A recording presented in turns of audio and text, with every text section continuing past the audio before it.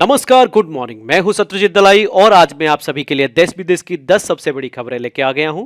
अगर आप चैनल में पहली बार है तो चैनल को सब्सक्राइब करना ना भूलें और हाँ, रोज का इंस्टेंट खबरों के लिए बेल आइकन को क्लिक करना ना भूलें। चलिए खबर की ओर बढ़ते हैं। आज दिन है 23 अक्टूबर 2025 गुरुवार। आज का पहला खबर, Olympic gold medalist Neeraj Chopra बने लेफ्टिनेंट कर्नल। रक्षा मंत्री राजनाथ सिंह ने किया सम्मान।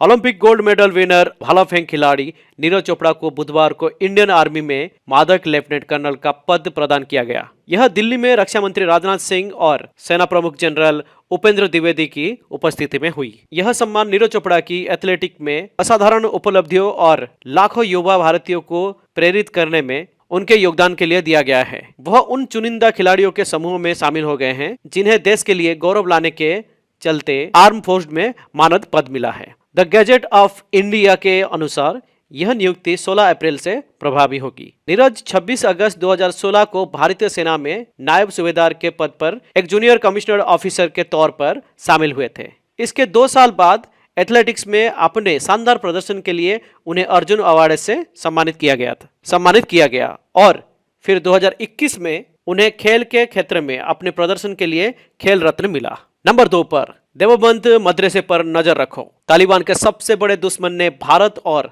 हिंदुओं को भेजी दिवाली की बधाई, साथ ही दे दी चेतावनी। अफगानिस्तान के पूर्व राष्ट्रपति अमरुल्लाह सालेह ने भारतीयों और दुनिया भर के हिंदुओं को दीपावली की शुभकामनाएं दी है। इसके साथ ही उन्होंने भारत के लिए एक चेतावनी भी दी है। अमरुल्लाह सालेह अफगान तालिबान और पाकिस्तान की सेना के जिहादी एजेंडे के कट्टर आलोचक हैं।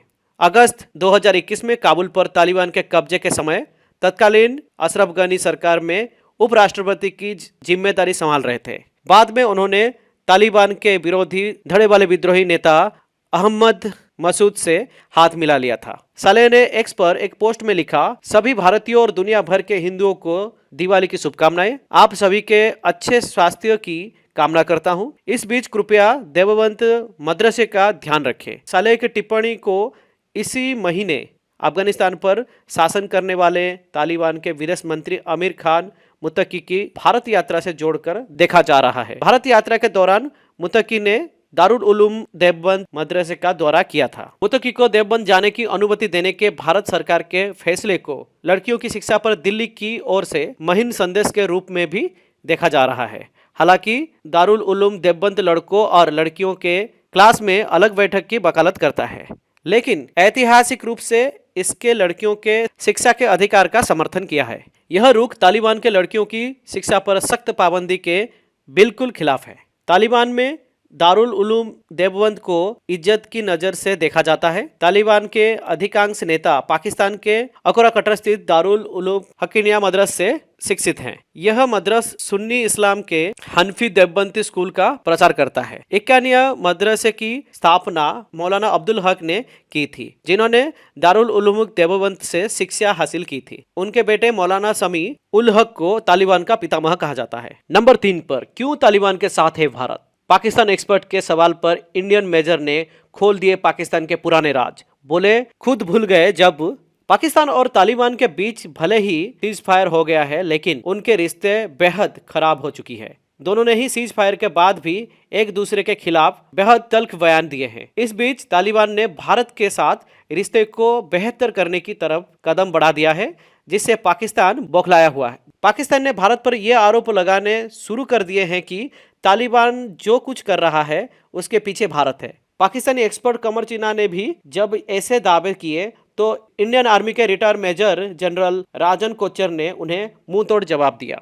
मेजर जनरल राजन कोचर ने कहा कि पाकिस्तानी अपनी सहूलियत के हिसाब से बातें करता है। जब तालिबान की सरकार आई थी तो पाकिस्तान के ISI चीफ अफगानिस्तान पहुंच गए थे और तालिबान के साथ मिलकर भारत के खिलाफ कार्रवाई करने की बातें कर रहे थे। पाकिस्तानी एक्सपर्ट कमर चीमा ने मेजर जनरल से सवाल किया था कि भारत क्यों तालिबान के इतना करीब है, क्योंकि उसके बारे में UN सिक्योरिटी काउंसिल की रिपोर्ट ये कहती है कि ये अलकायदा और इस्लामिक स्टेट को सपोर्ट करता है। तो आप ऐसे मुल्क को कैसे स्पेस दे रहे हैं जो इतने सारे टेररिस्ट ग्रुप को सपोर्ट करता है, क्योंकि आप तो टेररिज्म के खिलाफ है। कमर चीना के इस सवाल पर मेजर जनरल ने पहले उन्हें इतिहास की बातें याद दिलाई कि कैसे पाकिस्तान ने रूस के खिलाफ मुजाहिदीन को खड़ा किया और फिर वे तालिबानी बन गए। पूरा टाइम पाकिस्तान ने तालिबान को अपने साथ रखा। पाकिस्तान के तालिबान के साथ रिश्ते इतने मजबूत थे, मेजर जनरल राजन कोचर ने कहा, जब तालिबान 1.0 था तब पाकिस्तान उसको कंट्रोल करता था।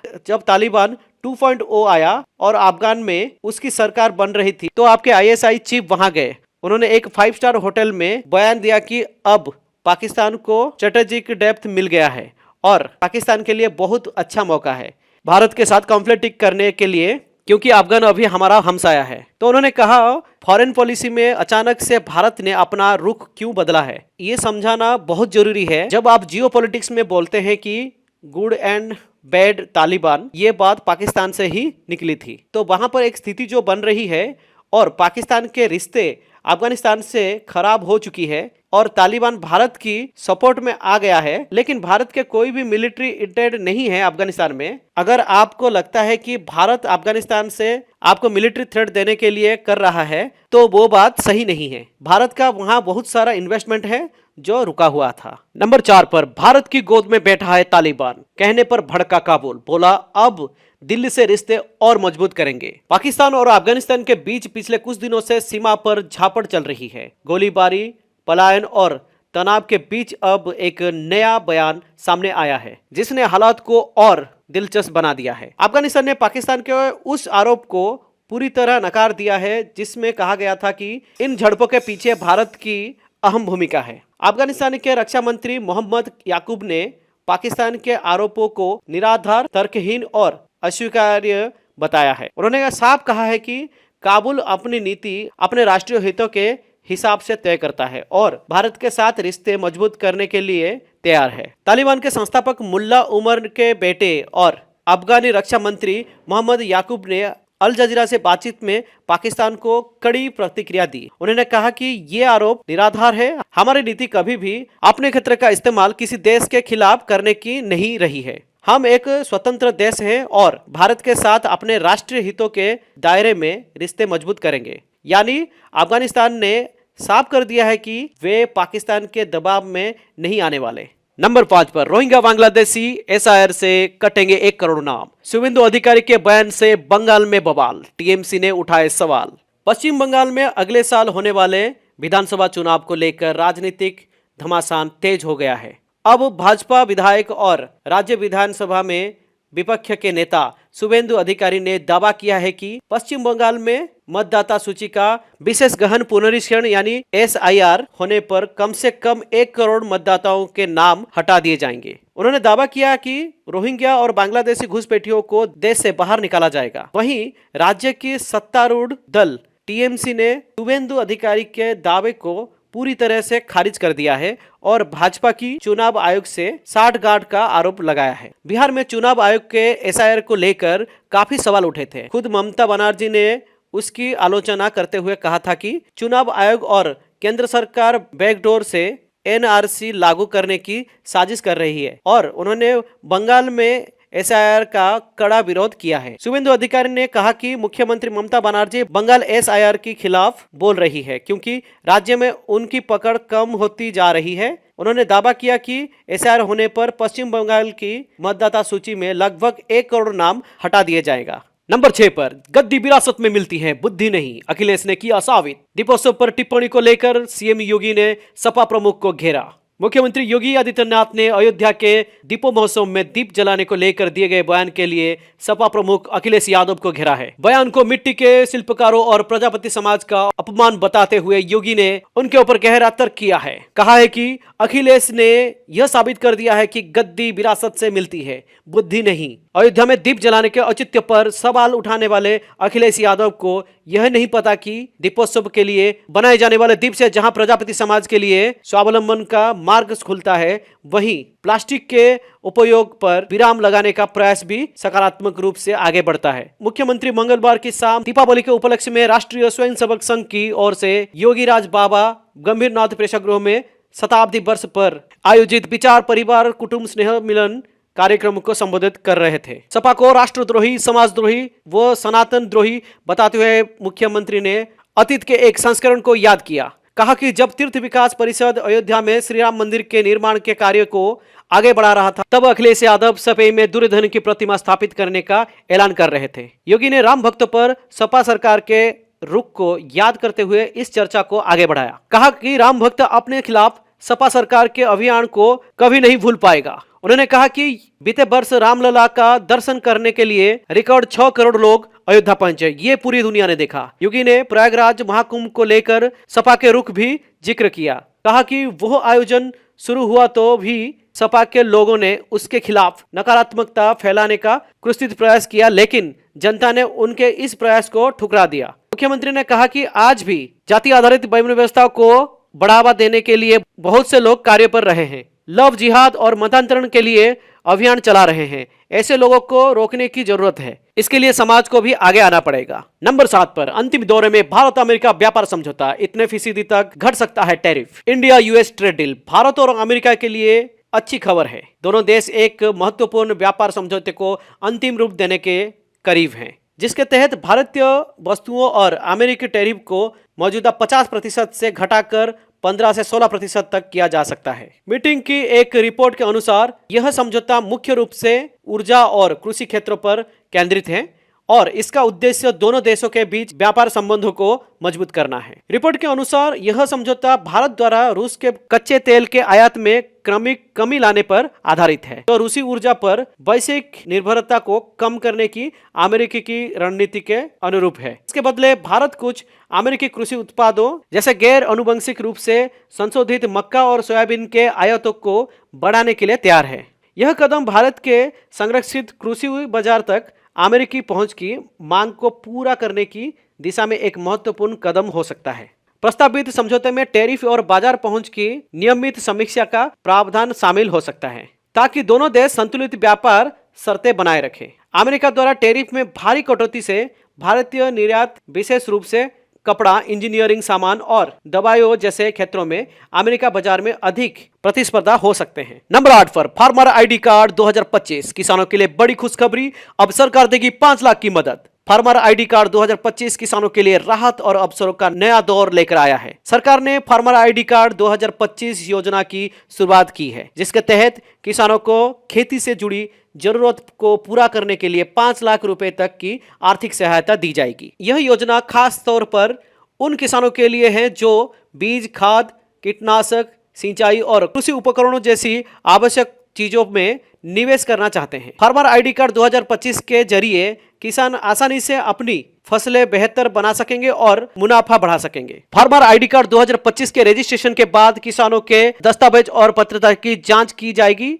अगर सभी जानकारी सही पाई जाती है तो सरकार की ओर से 5 लाख रुपए की सहायता राशि सीधे किसान के बैंक खाते में ट्रांसफर कर दी जाएगी। यह राशि एक बार में या किस्तों में दी जा सकती है, ताकि किसान अपनी जरूरत के अनुसार इसका उपयोग कर सके। फार्मर आईडी कार्ड 2025 योजना के तहत ये पैसे खरीदारी पर खर्च होंगे, जिससे खेती का काम और आसान हो जाएगा। नंबर 9 पर एडिलेड वनडे में विराट कोहली के तूफान में उड़ी कंगारू टीम, छक्के चौके की बौछार कर खेली 104 रनों की विस्फोटक पारी। भारत और ऑस्ट्रेलिया के टीम के बीच इस वक्त 3 मैचों की वनडे सीरीज खेली जा रही है। पार्थ के अब्स स्टेडियम में खेले गए पहले वनडे मुकाबले में भारतीय टीमों को 7 विकेट से करारी हार का सामना करना पड़ा। इस मुकाबले में विराट कोहली का बल्ला नहीं चल सका था, लेकिन एडिलेड वनडे मुकाबले में भारतीय टीम के स्टार बल्लेबाज विराट कोहली का तूफान कंगारू दिग्गजों के ऊपर फूटा है और उन्होंने तूफानी पारी खेल डाली है। चलिए आपको बताते हैं कि उन्होंने कितने रन बनाए और मैच का नतीजा क्या रहा। एडिलेड वनडे में भारत और ऑस्ट्रेलिया के टीम के बीच एडिलेड ओवल के मैदान पर खेले गए दूसरे वनडे मुकाबले में तूफानी शतक देखने को मिला है। विराट कोहली ने इस मुकाबले में 104 रनों की शानदार पारी खेलकर भारतीय टीम को जीत दिलाई है। एडिलेड मैदान पर हमेशा से ही कोहली का बल्ला जमकर बोला है। अब दूसरे वनडे मुकाबले में भी यही देखने को मिला है और उन्होंने शानदार शतक जड़ा है। इस मुकाबले में भारतीय टीम के सामने एक बड़ा लक्ष्य था, जिसे विराट कोहली की दमदार पारी की बदौलत भारतीय टीम ने हासिल कर लिया। नंबर 10 पर अगले 48 घंटे में चक्रवाती तूफान इन राज्यों में मचाने जा रहा है मौत का आतंक, बारिश, वज्रपात का रेड अलर्ट। जाने आईएमडी रिपोर्ट। देश भर के कई राज्यों में एक बार फिर मौसम का रौद्र रूप देखने को मिल रहा है। मौसम विभाग ने बंगाल की खाड़ी में बने साइक्लोनिक सर्कुलेशन के असर से दक्षिण भारत और पूर्वोत्तर के राज्यों में मौसमी गतिविधियां तेज का अलर्ट जारी किया है। बता दें कि यह चक्रवाती तूफान भारत के कई राज्यों में तांडव मचाने जा रहा है। हालांकि इसे लेकर प्रशासन पूरी तरह से अलर्ट पर है।